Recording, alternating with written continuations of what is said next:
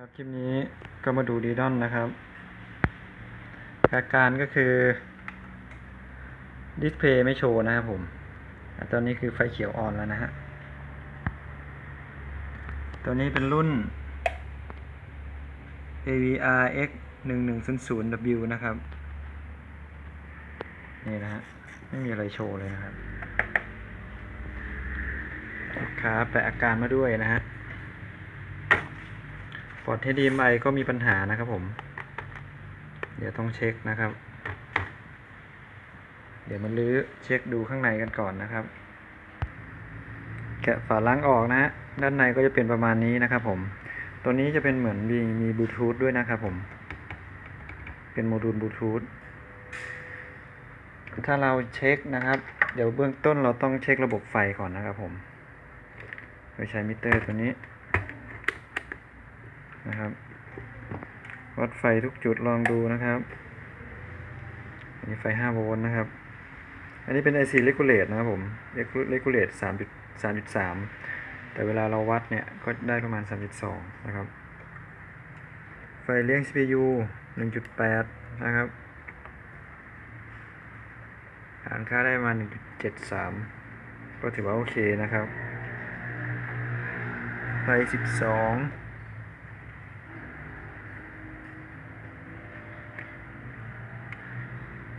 เนี่ยนะฮะ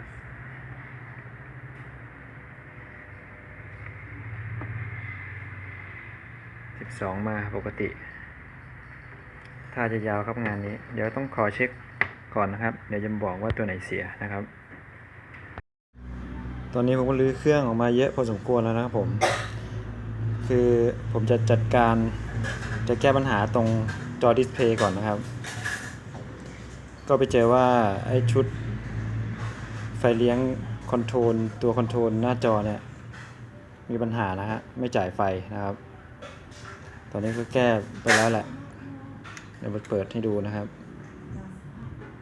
นี่นะฮะจอโชว์แล้วแต่ปัญหาอีกตัวนึงก็คือตัว HDMI นะครับผมก็จะมาแก้แต่เหมือนจะเป็นตัว IC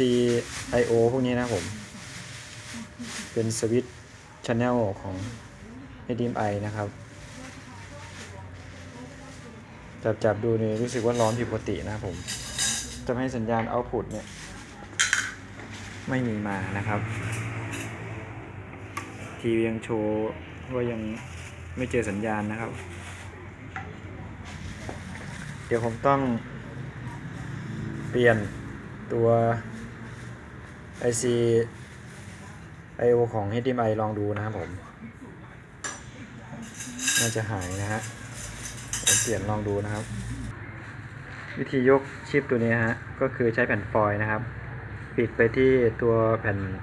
นปริ้นก่อนนะครับเพื่อป้องกันอุปกรณ์หลุดในขณะที่เราใช้ฮอตแอร์นะฮะเป่าตัวอุปกรณ์ออกนะฮะเพื่อช่วยให้ตัวชิปนี้ออกได้เร็วนะครับฟักเหลวมีเราใช้ฟักตัวนี้ได้นะครับผมเกียร์รอบขาตัวอุปกรณ์นี้หมดนะฮะแล้วก็เป่าที่ความร้อนประมาณสัก300-400 องศานะครับก็ค่อยๆยกขึ้นนะครับโอเคเดี๋ยวผมมาขอยกชิปก่อนนะครับตอนนี้ก็เปลี่ยนตัวชิป IC ไปแล้วนะครับผม HDMI I/O นะครับเดี๋ยวจะมาเทสเปิดเครื่องลองดูนะครับเขียวสัญญาณภาพยังไม่มาเลยนะฮะ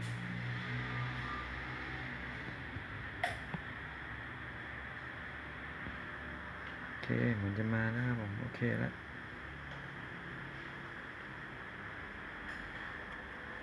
นี่ฮะเวลาเร่งลดเสียงนะฮะ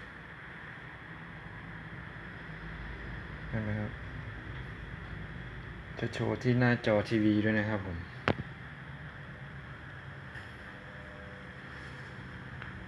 เดี๋ยวลองเลือกสัญญาณนะครับผมต่อเข้าที่ช่อง DVD บูเลนะฮะจากนั้นมาสักพักนี่นะครับผม สัญญาณมาแล้วโอเคได้ครับอาการนี้ทางสายเทพเราก็สามารถซ่อมได้นะครับผมท่านใดสนใจส่งซ่อมนะฮะสามารถส่งซ่อมได้ตามที่อยู่นะครับหรือติดต่อเข้ามาที่นี่เลยครับสายเทพนะฮะราคาคุยกันได้นะครับซ่อมได้ทุกอาการครับผมโอเคขอบคุณครับ